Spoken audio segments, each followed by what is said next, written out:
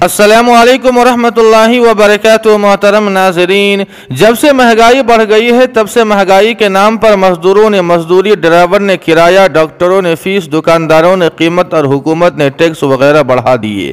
لیکن اگر نہیں بڑھا تو وہ مسجد کے اماموں اور مدارس کے اساتذہ کی تنخواہیں نہیں بڑھی۔ تنخواہ بڑھانا تو دور کی بات ہے، اساتذہ اور اماموں کی پچھلی تنخواہ دینا بھی گوارا نہیں ہے۔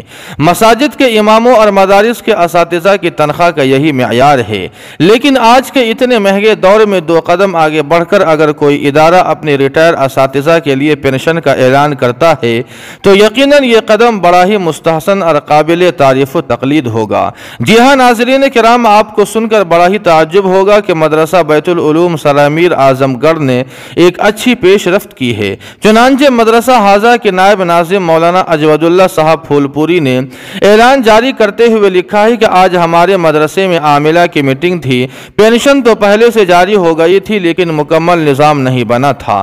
آج تفصیلی نظام پاس ہو گیا ہے کہ ریٹائر ہونے پر اساتذہ اور ملازمین کو اسکیل کی نصف پینشن دی جائے گی۔ ان کے انتقال پر ان کی اہلیہ کو تا حیات پینشن کی نصف رقم دی جائے گی۔ اس کے لیے 30 سالہ خدمات ہونی چاہیے۔ 20 سالہ خدمات کے بعد اگر حادثاتی موت ہو جاتی ہے تو وہ بھی پینشن کے حقدار ہوں گے۔